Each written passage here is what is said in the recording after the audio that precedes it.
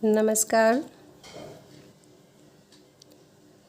Students, आज का हमारा विषय है देवनागरी लिपि का नामकरण।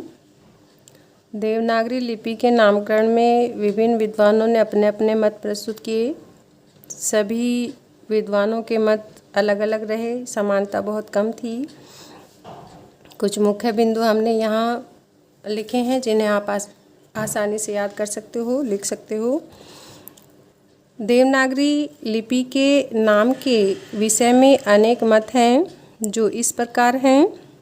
नंबर 1, गुजरात के नागर ब्राह्मणों द्वारा विशेष रूप से प्रयुक्त होने के कारण यह नागरी कहलाई।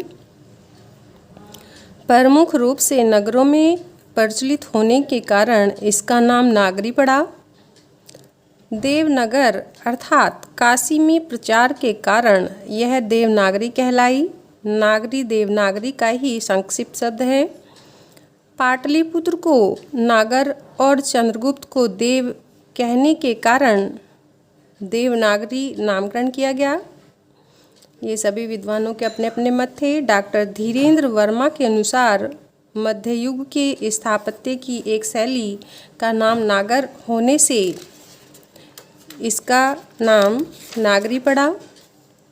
संस्कृत को देवभाषा कहा जाता है और यह संस्कृत की लिपि है, अतः देवनागरी कही जाती है। इस प्रकार सभी विद्वानों के अपने अपने मत थे।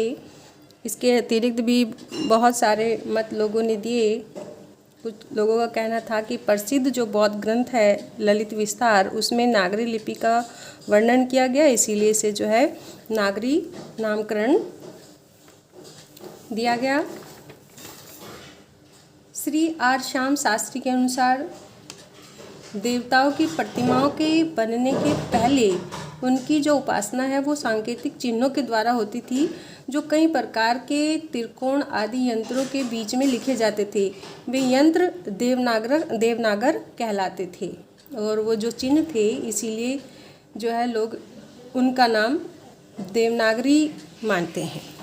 तो इस प्रकार सभी लोगों ने अपने अपने मत दिए, लेकिन जो मान्य मत है वो गुजरात के नागर ब्राह्मण हैं। इस प्रकार देवनागरी का नामकरण विवादास्पद है। अधिकांश विद्वान गुजरात के नागर ब्राह्मणों से इसका संबंध स्वीकार करते हैं। देवनागरी नाम स्वयं सार्थक शब्द है। यह हिंदी, संस्कृत, पाली, अपभ्रंश आदि भाषाओं की लिपि है। मराठी तथा गुजराती भी देवनागरी लिपि में लिखे जाते हैं।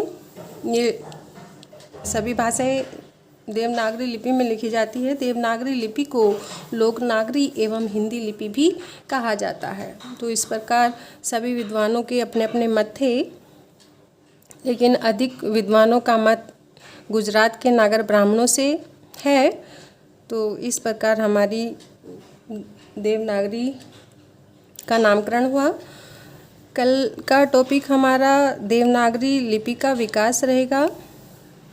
देवनागरी ने अपना रूप परिवर्तन कैसे किया, पहले कैसे लिखी जाती थी, अब कैसे लिखी जाने लगी है, सबसे पहले कहाँ प्रयोग हुआ था, ये हम पढ़ेंगे। आज के लिए इतना ही। धन्यवाद।